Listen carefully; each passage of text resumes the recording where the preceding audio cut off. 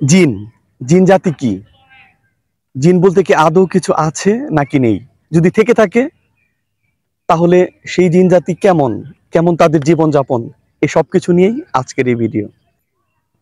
জিন শব্দের অর্থ হচ্ছে গুপ্ত, তারা মানুষের দৃষ্টিগোচর নয়, এজন্যই তাদেরকে জিন বলা হয়। পবিত্র কুরআন এবং সুন্নাহর দ্বারা অকাট্যভাবে জিন এবং ফেরেশতাদের অস্তিত্বের প্রমাণ পাওয়া যায়। অতএব জিনদের অস্তিত্ব অস্বীকার করার কোনো উপায় নেই। পবিত্র কোরআনে যাদেরকে শয়তান বলা হয়েছে তারা জিনদের দুষ্ট শ্রেণীর নাম।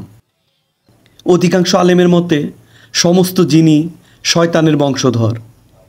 তাদের মধ্যে কাফির ও মুমিন দুই শ্রেণী বিদ্যমান। যারা ঈমানদার তাদেরকে জিন বলা হলেও তাদের মধ্যে যারা কাফির তাদেরকে শয়তান বলা হয়। ইবনে আব্বাস রাদিয়াল্লাহু তাআলা আনহু হতে বর্ণিত যে জিনরা ভিন্ন প্রজাতি, তারা শয়তানের বংশধর নয়, তারা মারা যায়। তাদের মধ্যে ঈমানদার ও কাফির দুই শ্রেণী বিদ্যমান। পক্ষান্তরে ইবলিশের সন্তানদের শয়তান বলা হয়, তারা ইবলিশের সাথেই মারা যাবে, আগে নয়। আমরা মানুষরা যেমন মাটি দ্বারা তৈরি, ঠিক তেমনি জিন তৈরির প্রধান উপকরণ হচ্ছে অগ্নি। জিনদের মধ্যেও নরনারী বিদ্যমান এবং তাদের মধ্যেও আমাদের মতো প্রজনন ধারা বিদ্যমান আছে। সূরা আল জিন নামে কোরআনে একটি সূরা আছে। সেখানে আল্লাহ তাআলা বলেন, বলুন আমার প্রতি ওহী নাজিল হয়েছে যে জিনদের একটি দল মনোযোগের সাথে শুনেছে, অতঃপর বলেছে আমরা তো বিস্ময়কর এক কোরআন শুনেছি।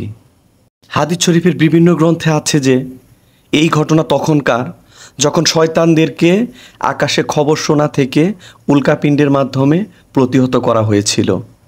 এই সময় জিনরা পরস্পর পরামর্শ করলো যে আকাশের খবরাদি শোনার ব্যাপারে বাধা দানের এই ব্যাপারটি কোনো আকস্মিক ঘটনা মনে হয় না। পৃথিবীতে অবশ্যই কোনো নতুন ব্যাপার সংঘটিত হয়েছে। তারা স্থির করলো যে পৃথিবীর পূর্ব পশ্চিম ও আনাচে কানাচে জিনদের প্রতিটি দল প্রেরণ করবে। যথাযথ খোঁজাখুঁজি করে এই নতুন ব্যাপারটি কি তা জেনে আসবে। হেজাজে প্রেরিত তাদের প্রতিনিধি দল যখন নাখলা নামক স্থানে পৌঁছালো তখন রাসূল সাল্লাল্লাহু আলাইহি ওয়াসাল্লাম তার সাহাবীদের নিয়ে ফজরের সালাত আদায় করছিলেন।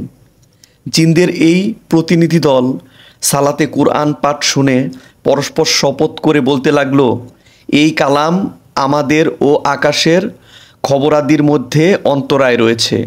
তারা সেখান থেকে প্রত্যাবর্তন করে স্বজাতির কাছে ঘটনা বিবৃতি করল।